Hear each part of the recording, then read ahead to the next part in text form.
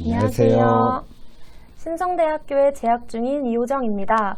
오늘은 코로나19로 현장 직업체험에 어려움을 겪는 청소년들에게 당진교육지원청과 신성대학교 당진진로직업체험센터에서 다양하고 안전한 비대면 프로그램을 당진 지역 청소년들에게 제공해 꿈과 진로 찾기에 도움을 드리고자 합니다. 오늘은 전기기술자에 대해 알아보기 위해 전기과 이경섭 교수님을 모시고 직업과 관련한 여러 가지를 여쭈어보기로 하겠습니다. 안녕하세요. 네, 안녕하세요. 전기과 이경섭 교수입니다. 네, 먼저 학생들에게 전기기술자가 무엇인지 알려주시겠어요? 전기기술자라 그러면은 전기를 생산하기 위한 발전, 그다음에 운송하기 위한 송전, 배전, 그리고 이제 건축 전기 설비, 산업 전기 설비, 전기를 사용하는 각종 기기의 제조, 그다음에 전기 공사, 전기 설비 설계, 시공, 감리, 운영, 점검, 즉 전기를 사용하는 모든 곳에서 할 수 있는 업무를 수행하고 있는 것이 이제 전기기술자라 할 수 있습니다. 그럼 전기기술자는 언제부터 시작된 직업인가요? 우리나라만 예를 들어서 설명할게요. 우리나라에 최초로 전기가 들어오게 된 거는 1000개가 넘는 특허를 가지고 있는 에디슨 전등회사에 발전 설비를 의뢰를 하게 돼서 1887년 3월 6일에 경북 국내 건천궁에 이제 조명을 밝히면서 우리나라 전기 역사가 시작되었고요. 그 이후에 이제 전기에 관심이 많았던 고종께서 1898년에 황실자본으로 한성전기회사라는 것을 설립하게 되었고 1900년에 종로에 가로등을 밝히면서 우리나라 전기 역사가 시작됐습니다. 그리고 1961년에는 한성전기회사, 남선전기, 조선전업의 3개의 회사를 합쳐서 한국전력주식회사, 지금은 이제 한국전력공사죠. 그러면서 이제 전기 기술자의 업무가 시작됐다고 할 수 있습니다. 그러니까 총 100년이 훨씬 넘은 직업이라고 할 수 있겠네요. 되게 오래된 직업이네요. 그럼 혹시 전기 기술자가 되기 위해서는 어떤 과정을 거쳐야 하나요? 학교마다 뭐 과목이 조금씩 차이는 있는데 뭐 명칭의 차이라든가 뭐 이런 건 좀 있지만 내용은 거의 비슷해요. 전기의 가장 기초가 되는 전기자기학, 뭐 회로이론, 그다음에 이제 발전, 송전, 배전을 다루는 전력공학, 전기를 사용하는 전기기기류, 뭐 제어를 위한 전력전자, 뭐 제어공학, 디지털공학, 전기설비, 전기와 관련된 거의 모든 내용들을 이제 이론과 실습을 통해 배우게 되고요. 그러다 보니까 전기에는 조금 학생들이 많이 싫어하는 수학적 지식이 좀 많이 요구가 돼요. 그래서 학생들이 조금은 공부하는데 어려움을 느끼는 그런 부분이 좀 있습니다. 그리고 학교에서 배우는 부분은 거의 이제 기본적인 내용이다 보니까 취업 후에도 이제 정상적으로 본인의 업무를 하기 위해서는 한 2, 3년 정도의 세부적인 내용을 공부하는 좀 그런 부분이 더 필요하고요. 뭐 경우에 따라서는 그 기간이 좀 더 길어질 수도 있고요. 그러니까 어느 정도 자기의 역할을 할 수 있는 전기 기술자가 되기 위해서는 학교 공부 플러스 회사 취업 후에도 한 몇 년, 그래서 한 최소 6, 7년 정도의 교육 기간이 좀 필요한 그런 부분이 오래 있습니다. 걸리네요. 그럼 혹시 전기 기술자가 하는 구체적인 업무는 어떤 게 있을까요? 굉장히 분야가 넓다 보니까 뭐 간략하게 몇 가지만 소개를 할게요. 그러니까 일단은 뭐 발전 설비, 배전 설비, 뭐 전기 제어 분야, 전기 감리, 뭐 전기 안전, 조명과 관련된 부분, 그리고 뭐 전기 설비 설계, 뭐 감리, PLC 설비, 뭐 수배 전반, 공장 자동화, 뭐 전기 기계 장비, 뭐 최근에는 뭐 신재생 에너지, 뭐 태양광이나 풍력 등 이런 거의 이제 전기가 사용되는 모든 분야에 이제 전기 기술자가 일을 하고 있다 보니까 직업 분야는 굉장히 넓고요. 뭐 전력 설비라든가 자동화 제어 시스템, 뭐 엔지니어링, 뭐 건설에 들어가는 전기 파트, 그다음에 여러 가지 분야에서 뭐 계획 업무도 있고요. 뭐 설계라든가 시공, 뭐 감리 업무도 있고요. 뭐 시설물의 유지 보수라든가 뭐 안전 관리 업무 등이 뭐 그런 부분들이 있을 수 있고요. 뭐 기존 설비 같은 경우는 이제 용량이 증가되면은 뭐 시설을 변경한다거나 뭐 형식이라든가 규격 등을 검토해서 좀 더 좋은 방향으로 개선하기 위한 연구를 진행할 수도 있고요.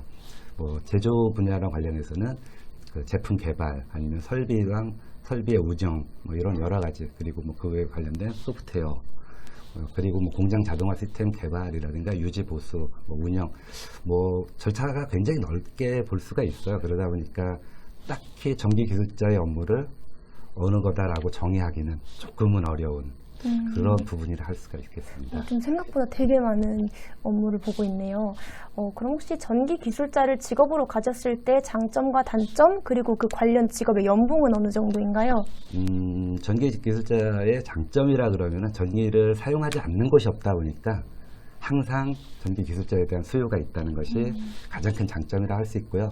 또한 전기 설비는 어느 곳이든 사용하는 설비가 거의 비슷해요. 그러다 보니까 뭐 근무 지역을 내 마음대로 선택할 수 있는 부분, 그다음에 이직을 하더라도 바로 업무에 적응할 수 있는 부분도 있고요.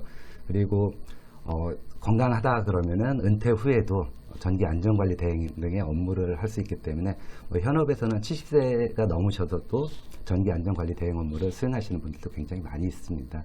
그러다 보니까 뭐 이런 부분이 장점이라고 할 수 있고요.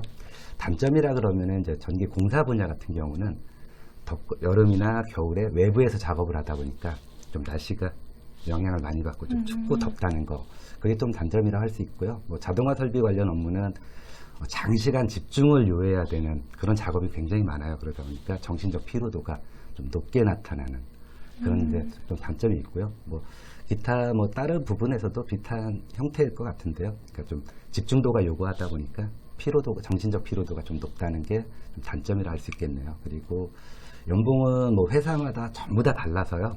그냥 공기업 위주로 예를 들면은 뭐 한국전력공사라든가 5개 발전사, 그다음에 한수원, 뭐 전력거래소 이런 공기업들은 대졸 초임으로 한 4천만 원 이상으로 현재 돼 있고요. 전기안전공사 같은 경우는 조금 적어요. 한 3,500만 원 이상 정도 되고요.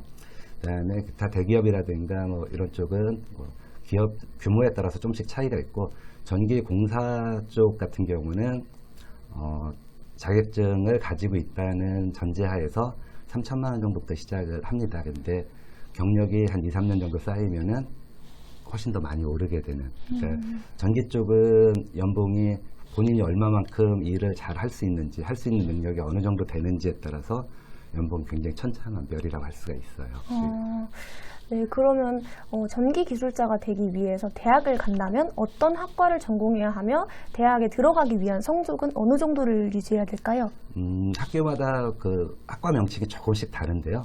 대체적으로 이제 4년제 기준으로 보면은 뭐 전자나 제어 뭐 이런 쪽에 학부제로 이제 운영되는 학교 같은 경우는 이제 전기, 전자, 제어공학부, 뭐 전기, 전자공학부 이런 형태로 돼 있고요. 단일 학과는 전기공학과로 많이 돼 있습니다. 그리고 이제 2년제나 3년제 과정에서는 대부분 이제 전기과로 명칭이 돼 있고요.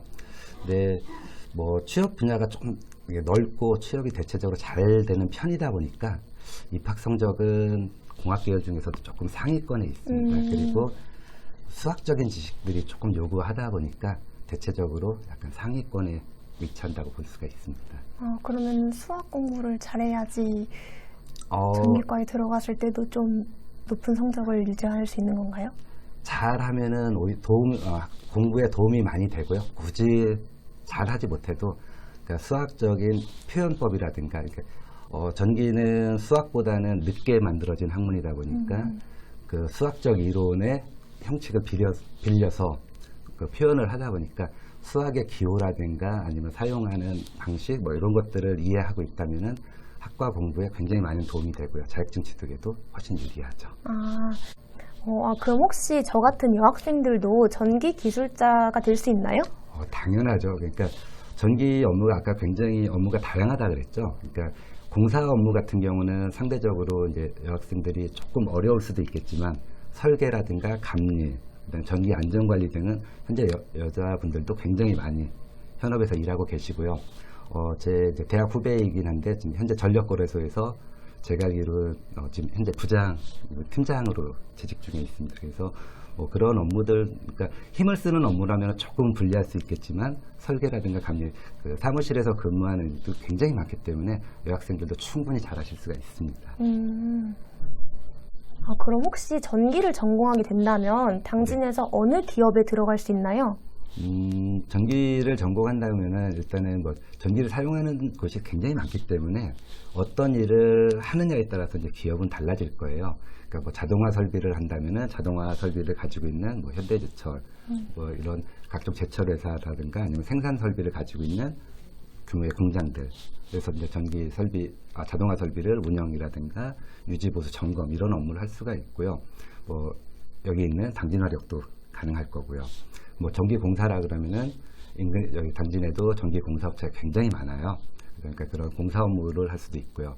그다음에 뭐 어떤 업무를 선택하느냐에 따라서 기업은 달라질 것 같아요. 그러니까 본인이 하고 싶은 일이 공사냐, 설계냐, 뭐 감리냐, 안전관리냐 이거에 따라서 기업체는 너무 많아서 딱히 어느 기업이라 그렇게 얘기하기는 조금은 어려울 듯합니다.